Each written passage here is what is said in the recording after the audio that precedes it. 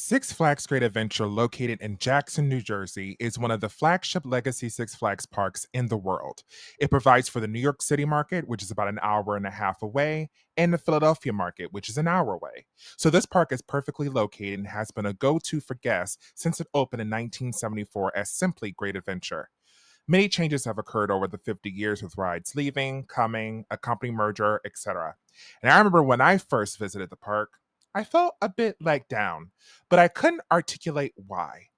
But since my husband and I have season passes and have been coming pre and post merger, we can finally say that Six Flags Great Adventure sorta sucks.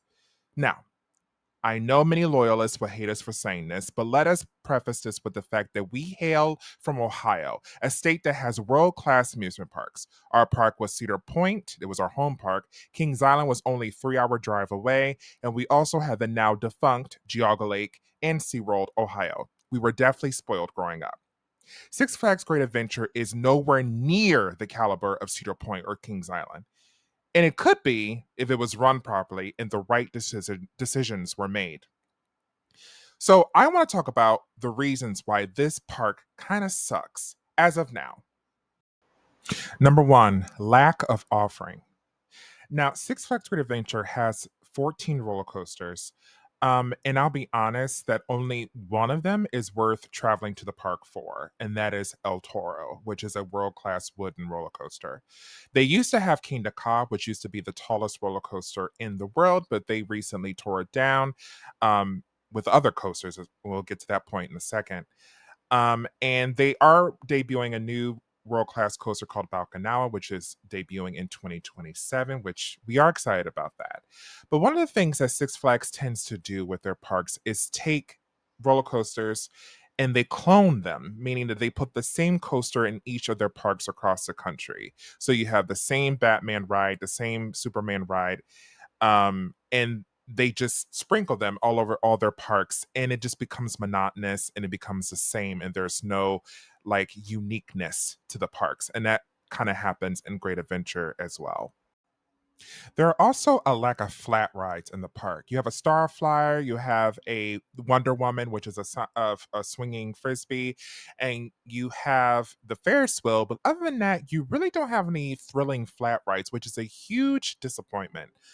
They took some out in years past, but they haven't replaced them. They don't even have a drop tower in this park. I've never been to a major amusement park where they didn't even have a drop tower.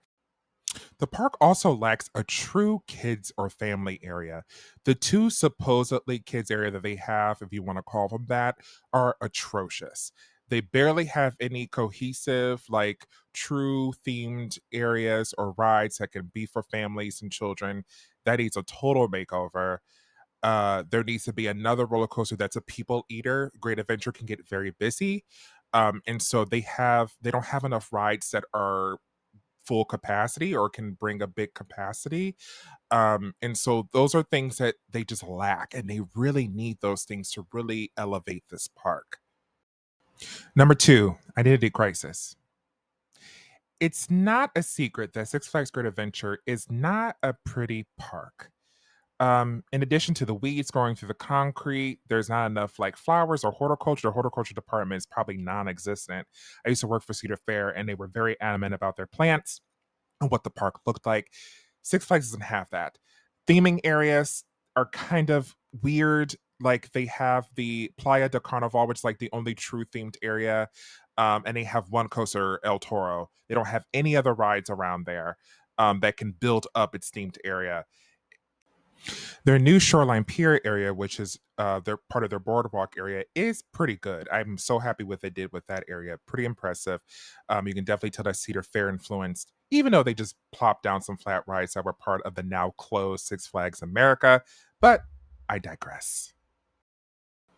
Now, if I had money, what would we do?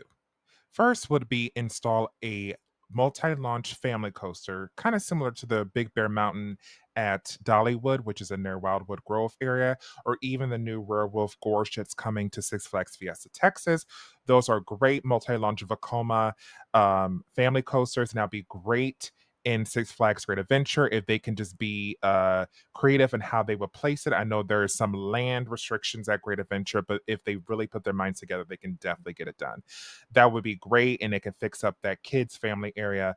And then two, I would add a dive coaster, probably towards the front of the park. You can use the Old King Dakar area. This will be a people eater. They are very popular with the general public in these parks. Everywhere is putting in a dive coaster similar to Valraven at Cedar Point. These will be great. They're high capacity, they're thrilling, and they would just be a good addition to the park. I want to end this video by saying that I am not trying to bash Six Flags as a company. I think they're going in a great direction. I think the merger was a good idea. I really have high hopes in Great Adventure, and I do wish the park well, and it's going to do well. I just know it is. It just need some oomph into it. Thanks again for watching our video, and we'll catch you in the next one.